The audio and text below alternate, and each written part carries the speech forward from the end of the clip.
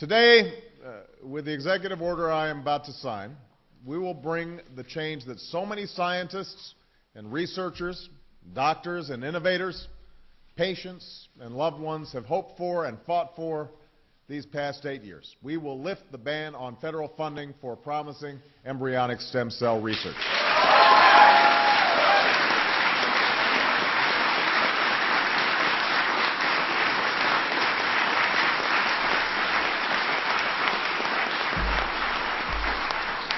We will also vigorously support scientists who pursue this research.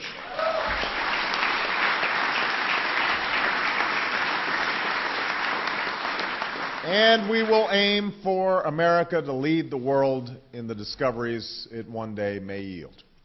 You know, at this moment, the full promise of stem cell research remains unknown, and it should not be overstated.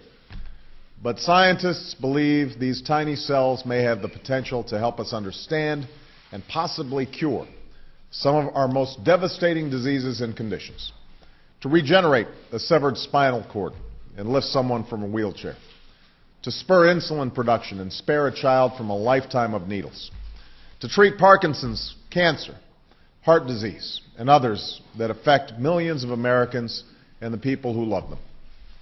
But that potential will not reveal itself on its own. Medical miracles do not happen simply by accident.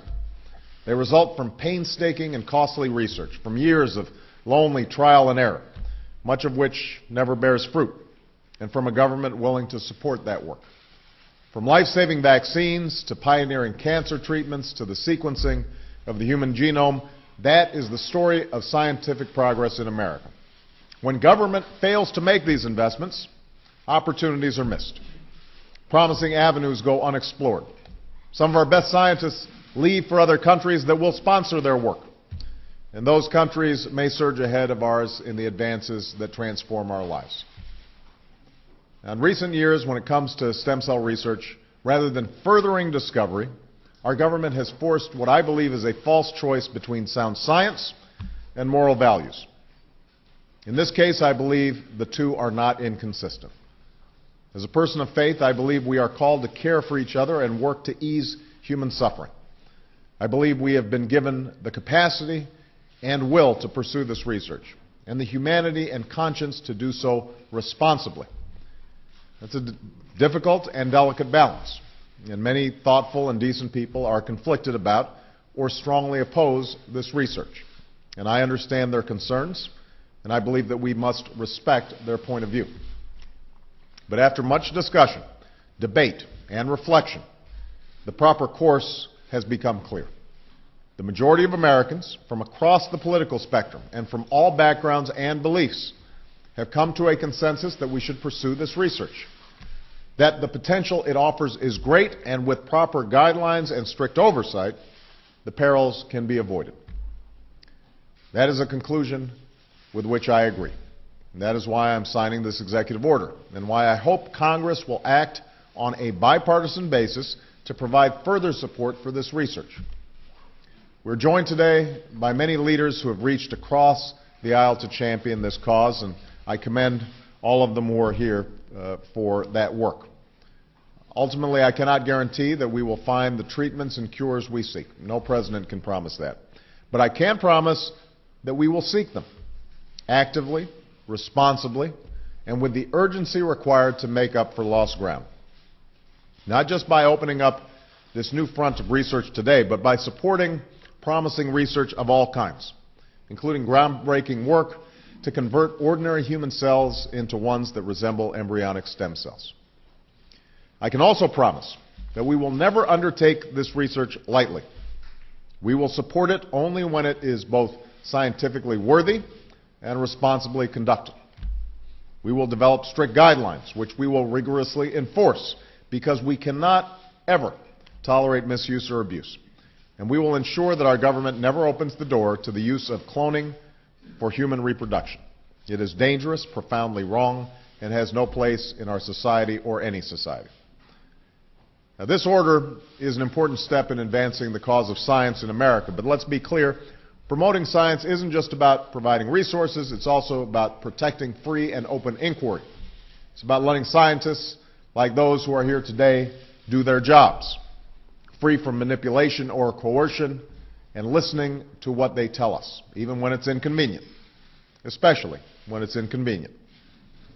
It is about ensuring that scientific data is never distorted or concealed to serve a political agenda, and that we make scientific decisions based on facts, not ideology.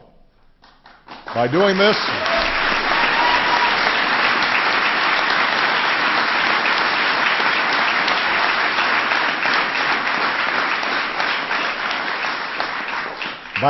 this, we will ensure America's continued global leadership in scientific discoveries and technological breakthroughs. And that is essential not only for our economic prosperity, but for the progress of all humanity. And that's why today I'm also signing a presidential memorandum directing the head of the White House Office of Science and Technology Policy to develop a strategy for restoring scientific integrity to government decision-making, to ensure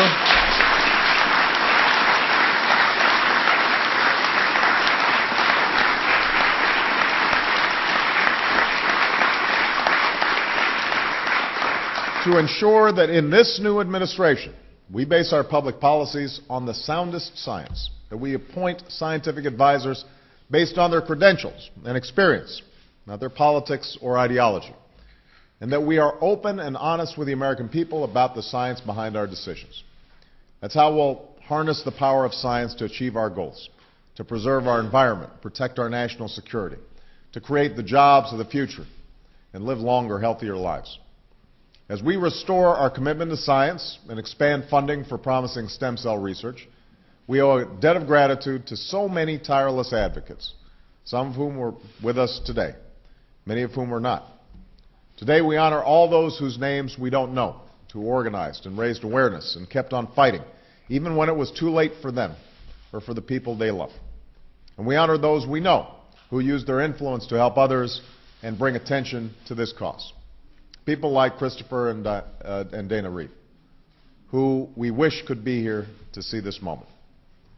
You know, one of Christopher's friends recalled that he hung a sign on the wall of the exercise room where he did his grueling regimen of physical therapy, and it read, "For everyone who thought I couldn't do it, for everyone who thought I shouldn't do it, for everyone who said it's impossible, see you at the finish line."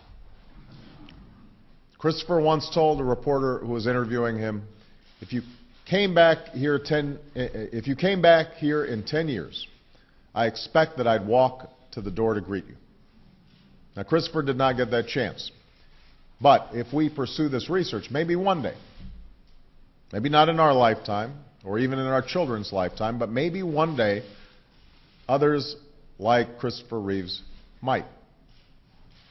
There's no finish line in the work of science. The race is always with us. The urgent work of giving substance to hope and answering those many bedside prayers, of seeking a day when words like terminal and incurable are potentially retired from our vocabulary. Today, using every resource at our disposal, with renewed determination to lead the world in the discoveries of this new century, we rededicate ourselves to this work.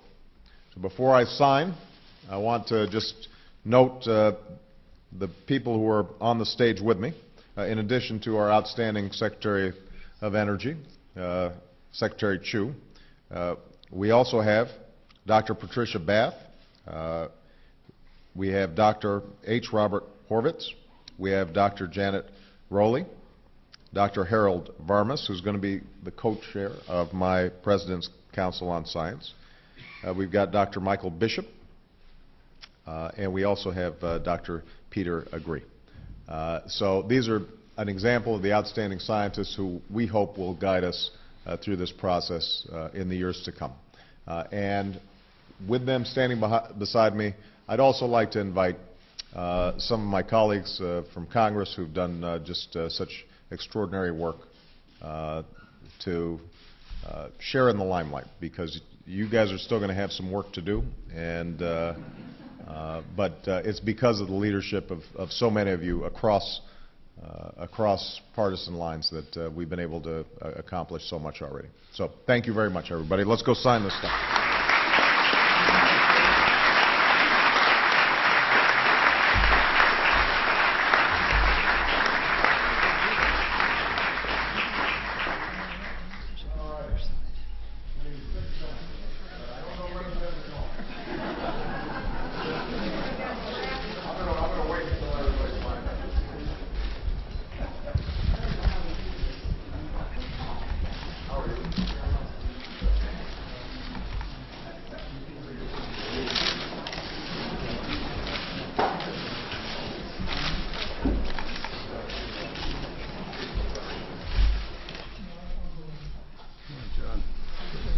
door.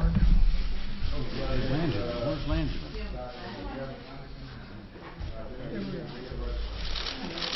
Everybody got that in the paper?